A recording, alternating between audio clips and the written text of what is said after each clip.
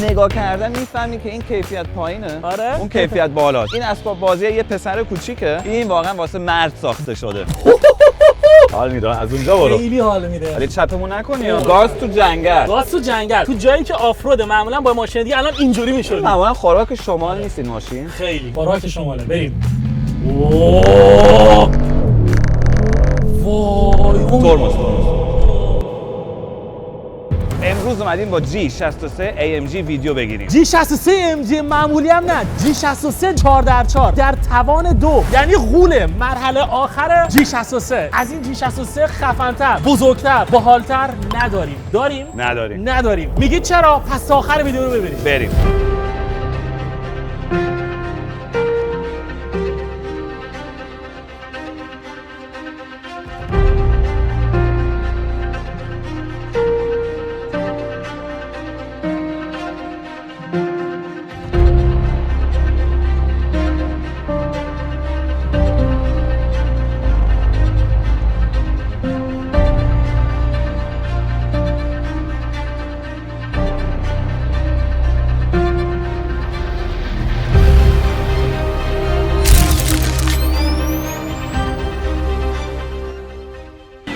ماشین رو که از اون نمایشگاه داشتم میوردم اینجا توی استودیو، اینقدر ذوق داشتم من تنها تو ماشین بودم جیغ کشیدم. واقعا جیغ کشیدم. اینقدر بهت حال داد؟ خیلی ذوق داشتم. ببین سوارش که میشی، رانندگی که میکنی، اصلا انگار یه تانک سوار شدی. بعد اون احساس به دست همه رو دوست داری له کنی. انگار که این ماشین واسه تو ساخته شده. سلطان خراب کردن. تانک واقعیه. ببین یه چیزی بهت بگم، تا حالا نشده بود بیام اینجا یه ماشین ببینم و مثلا دوست داشتم اون ماشین رو ببرم. الان شد. یعنی بوگاتی هم نه؟ در اون حد نه، ولی تو این شد. عاشق شدی دیگه. آره. بچه‌ها مهران عاشق شد. چرا؟ چون که سواریش از هامر خفن‌تره، بلندتره، اباحتش بیشتره و اینا رو هم تو ویدیو نشون میدیم. اول از همه امید بریم سراغ مشخصات ماشین. ببین ما دوتامون قدمون 2 متر و 10، پس این ماشین دیگه چقدر؟ من 2 متر و 30 ام. واقعا؟ پس آره. این ماشین 4 متر و 40 دیگه، درسته؟ جدی چقدر ارتفاع این ماشین؟ من 1.83 ام ولی این ماشین 2 متر و 40. 2 متر و 40 واقعا آره خیلیه. بعضی از تونل‌ها مثلا محدودیت دارن، بیش از 2 متر و 40 نباید بری داخله. یعنی باید حواست باشه. آره همه جا با این ماشین نمیتونی بری، مثلا تو مرکز شهر زیر پل و اینا خیلی جا گیر می‌کنی. یا حتی اگه تو خیابونا کنستراکشن که هستش این جاده رو دارن بازسازی می‌کنن، جایی که تنگ میشه تو با این ماشین رد نمیشی. من این تجربه رو کردم که بهت میگم. با همین 4x4 با مدل قبلیش، چون که این یه AMG G63 4x4 در توان 2، مدل قبلیش G500 بود. قبلا G500 رو برمی داشتن غولش می‌کردن. با نسل جدید G63 رو دیگه برداشتن واسه این کار. اصلا امید من نمیدونم چی بگم، نمیدونم از کجا شروع کنم. ولی بریم اول از همه از پهنی این ماشین شروع کنیم. پهنی این ماشین 2 متر و 10 G63 معمولی 1.97 و بچه‌ها بلنده این ماشین هم 4 متر و 92 اگه اشتباه نکنم در 2 متر و 40، یعنی قشنگ یه مکعب داری سوار میشی. و واقعا بچه‌ها این ماشین ابهت داره و این ماشین مخصوص آفروده، یعنی تنها G63 AMG که واقعا مخصوص آفرود ساخته شده. سلام. خیلی جا داره. خوبی این ماشین میدونی چیه؟ روغن میخوای عوض کنی نیاز نیست بره رو جک، همینجوری عوض می‌کنم برات. بچه‌ها برای اینکه شما بفهمید ببین چقدر آدم جا داره، ببین کمپ میکنی، بارون که اومد میری زیر ماشین اینجوری دراز میکشی، یه قیلون هم جا میشه اینجوری.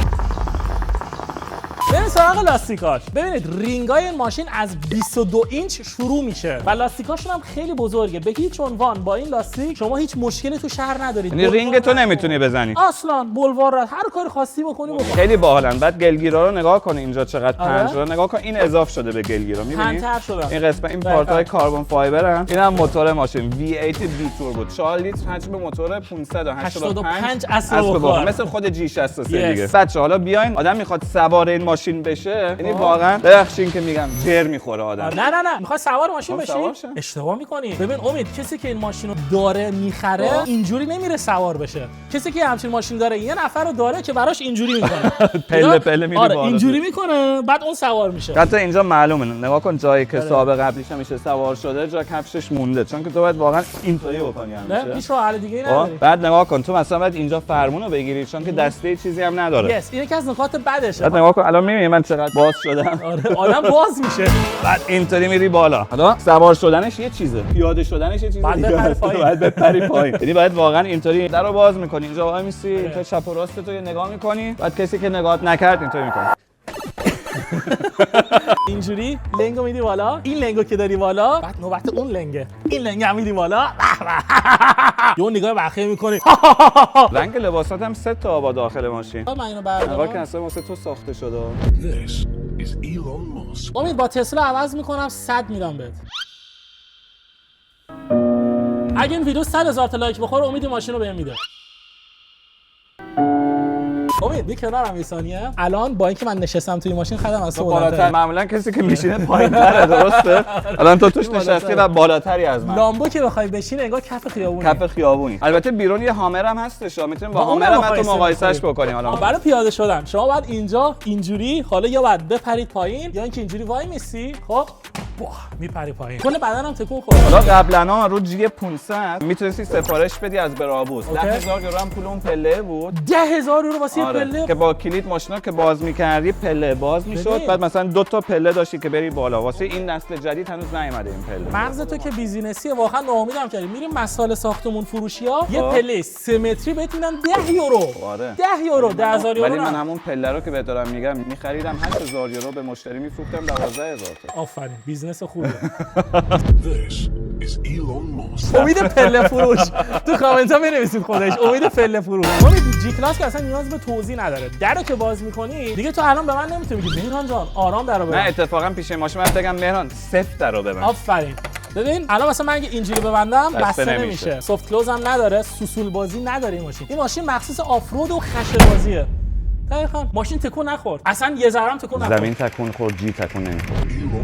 آفرین. میرسیم به این رقم. جی‌های معمولی یه اینطوری دارن عقبشون. آره. تو خود این تایر ماشین جا میشه. واو. جی معمولی خب. جی معمولی. تو خود این. الان این تایرها که ما داریم ببین اینجا همه جاش زده بیرون دیگه. الان ببین جی معمولی لاستیک ماشین میره تو کاور، جی 4x4 در توان 2 کاور میره تو لاستیک، یعنی کلا برعکسه. خیلی باحاله. بعد ببین همینم که آدم میبینه واقعا عظمته. واقعا خیلی باحاله. باحاله ماشین. باز کنید رو ببین چقدر سنگینه. نگاه کنید.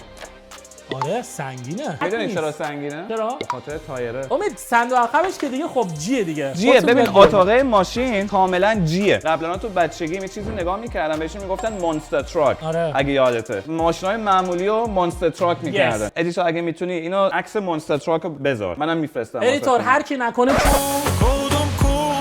ماشین معمولی رو برمی داشتن رو مثلا تایرهای خیلی خیلی گنده و اینا میذاشتن و بنز با این ماشین همین کارو کرده. اتاقش اوریجینال جیه. هیچ تغییراتی هم انجام ندادن داخل ماشین. اتاقش همونه. فقط اومدن لاستیکو عوض کردن. یه شاسی جدید. خب بعد امید چیکار کردن؟ قیمت بیسیکش از 200,000 تا بردن رو 300,000 تا. دقیقاً این ماشین 300,000 تا گرونتر. این ماشین 330,000 تا قیمتش بوده. ولی از 300,000 تا شروع می‌شده. دقیقاً. ایران به نظر من لفتش ندیم. یه سوار ماشین بشیم بندازیمش تو خیابون ببینیم چیو میتونیم لفت کنیم. خیلی دوست دارم ولی یه قول بهم میدی؟ یه خواهش ازت دارم. بذار من شروع کنم. من اوکی رو چش. قول. بریم. خیلی اصلا شروع. قربونه اصلا مال خودته. بیا سوار شیم بریم. جدی میگی؟ نه واقعا؟ واقعا؟ امید. نه تعارف. به من گفتم با ایرانیا باید تعارف کنین. یاد دادن به من. اینم از شما و اینم از یه هامر در مقابل جی 63 4x4. نگاه کردن میفهمی که این کیفیت پایینه. آره. اون کیفیت بالاست. این اسباب بازی یه پسر کوچیکه. این واقعا واسه مرد ساخته شده. واقعا هم بچه‌ها هامر خیلی ماشین بزرگه. من روز اولی که اینو دیدم اصلا ذوقشو داشتم. آره ذوقش داشتم. چقدر خفن و بزرگه. ولی در مقابل جی 63 4x4 اصلا هیچه. ما دیروز تست این هامر رو گرفتیم و مهران کلی ذوق این هامر رو داشت. بهترین ماشینه، چقدر خفنه. اینه اونه. امروز رفت جیو برداشت. تموم. عشق به ماشین هیچ وقت تموم نمیشه. یعنی عاشق ماشین باشی تا آخر عمرت عاشقی. گشتم تو نمایشگاه یه ماشین آوردم. خود نمیدونستی این خفن. نظر چیه؟ پلاک بزنم روش هر روز ازش استفاده کنم. داشتم قبلا. یه بار دیگه داشته ماشین خستت یه بار دیگه. نه حالا میشینی پشتش از میبینی. موزی خسته نشدی؟ بفرمایید. بچه‌ها من الان سوار ماشین بشم. دلم نمیاد فرمونو بگیرم. فرمونش هم ام جیه. اینجوری سوار میشم. ببین توشو بخوای با هامر مقایسه بکنی این اصلا این چیز دیگه است. این اصلا یه لول دیگه است. این اصلا به این کیفیتش 100% یعنی واقعا پرفکت ماشین. اینجاش همش کاربون فایبر. نگاه کن ناویگیشن گنده، فرمون AMG جدید که خیلی ذوقشو داره. چقدر پولشه الان همین فرمون؟ 5K 5K پول فرمونه. بعد می‌خواستم سوار ماشین دلم نمیومد اینو بگیرم بکشم. آره بهترین فرمون AMG هم هستش. پیشرفته ترین فرمون. آره بچا اینجاش هم حتی دکمه داره. اگه ماشین استارت بزنیم بخوام به استارتشو بزنیم نکته خیلی جالب بچا، آینه پشت ماشین دوربین داره. اینم اورجینال دیگه. آره ببین این عوض میشه، اینطوری می‌کنی معمولی میشه آینه‌ای که اصلا معمولی هیچی معلوم نیست. یه لاستیک باید معلومه. آره دیگه، همین به خاطر همون تایره اینطوریش آره. کردن دیگه. اینا دیگه نمیتونی تنظیم بکنی. باید با دوربین، باید با ستینگ دوربین اون وقت بالا پایینش بکنی تنظیماتش. من اصلا راضیم. بعد اینجوری دستگیره داریم روش نوشته G63 4x4 خیلی قشنگه.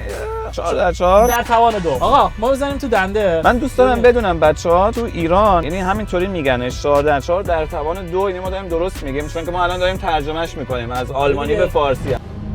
من نمیدونم امید از عشقا کجا شروع کنم. عشق حال برو دیگه از جدول هم بزن امروز. برو اونجا، برو رو جدول، برو پایین. اینجا یه جدوله. تو راحت میرو رو جدول. ببین ولی الان بغلمون یه گلف 5 از بالاش نگاه میکنی درسته؟ آره بعد من الان قشنگ دارم سقف این گلف رو میبینم. الان سرعتمون 45 تاست.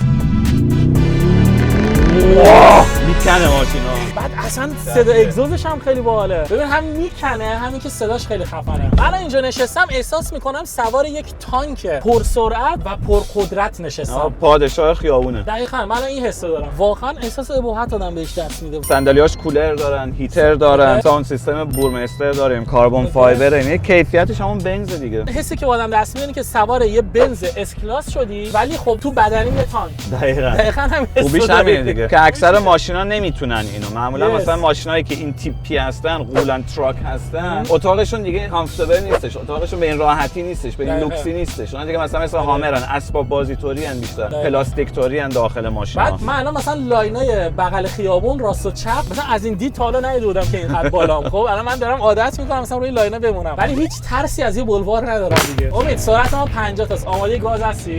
بریم. چه شتابی هم داره. حال می‌کنی کلا با این ماشین. خیلی امید خیلی خفنه. وای من تا حالا این همه ماشین که تست کردیم انقدر ندیدم ذوق ماشین داشته باشه. بوگاتی هم انقدر ذوقش نداشتی. بوگاتی یکم ترس داشت که حتی. بوگاتی رو میترسیدم. آره ترس از خط، ترس از کلیه، ترس از جون، ترس از همه چی داشتم. ولی این ماشین کلا راحتی. امید طبیعت الان دارم قشنگ میبینم. خیلی دیدم خوبه. الان این چند برای فروش گذاشتی؟ 280,000 تا. تخفیف نمیدی مثلا 28000 تا؟ نه شرمنده. نه واقعا شرمنده. بلک فرایدی بیام چی؟ گرین فرایدی نمیدونم، مانده بنفش، هر روزی که بخوای. مانده بنفش هم نمیدونم. آقا یه گاز دیگه. وای امید چقدر باحاله. تانکی که اصلا شتابش در حد لامبورگینیه. میدونستی این ماشینا سال پیش سراسر دنیا 1 سال تقریبا خوابیده بودن؟ آره میدونستم به خاطر محور عقبش. دقیقاً محور عقبش ترک برمی داشت و امکان داشت که یهو خراب بشه و مثلا راننده تصادف بکنه با این ماشین. خطر جانی داشت. خود مرسدس سراسر دنیا هر کی که این ماشین رو فروخته بود گفت باید لطفاً برش گردونی بهمون. به تمام مشتریان تا پولاش هم برمیگردوندن. جدی؟ اونایی که میگفت ما پولامون رو پس می‌خوایم بهشون پولا رو پس میدادن. چه جالب. مثلا فرض اون موقع خریده باشی بعد استفاده هم کردی بعد این اتفاق میفته. آره مرسدس پول کامل تو پس میده. آره دمشون گرم. بازم مثل تسلا نیست در آدم. باکمون تموم شد. چه کار کردیم ایران؟ باکمون تموم شد. باکش نصفه بود. باکش نیست. شوخی میکنه. نه بابا نصفه نبود کم داد. امید جان ما الان یه G63 4x4 داریم. ببین نگاه کن این خیابون جنگل رو می‌بینی؟ آره. اونم مستقیم. آماده امید جان؟ بریم. هیچ چیز بذار ترمز می‌بینی؟ اصلا هیچ چیز نمی‌کنم. اصلا نفهمیدیم خیابونو. اصلا خیابونو نفهمیدیم. چقدر این نرمه. خب ببین امید الان می‌خوام ماشین از اینجا بدم بالا. می‌بینی؟ حال میده از اونجا برو. خیلی حال میده. ولی چپمون نکنی. نخوره به. نه امید دلم نمیاد نمیتونم. اوکی امید دلم نمیاد. ماشین نوئه. ما G63 4x4 زیر پامونه. 4x4 و در توان 2. در توان 2 یعنی توانمون 2 برابره. امید جان ما الان برگشتیم. ببین همین مسیر رو دوباره می‌خوام برم. این چقدر قدیمی الان چقدر رفته؟ 2 سال. اوکی امید می‌خوام الان بنازمش راست. برو نترس. جدی؟ برو آره برو. اوکی امید بسه. امید خطی میفته. به خدا ماشین خاطرش خطی میفته. یه جیپ قدیمی نیست. به از این میترسم که یه خطی یه تنه درختی یه چیزی بخوره. این چقدر باحاله. خیلی حال میده. خیلی خفنه. خب امید آماده ای؟ می‌خوام یه گاز مشتی بدم. گاز تو جنگل. تو جایی که آفرود معمولا با ماشین دیگه الان اینجوری میشد. معمولا خوراک شمال نیست این ماشین. خیلی. خوراک شمال.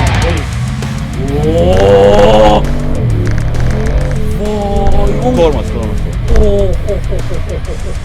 امید پشت سرمونو از آب وجدان گرفتن. کامرامان پر خاک شد.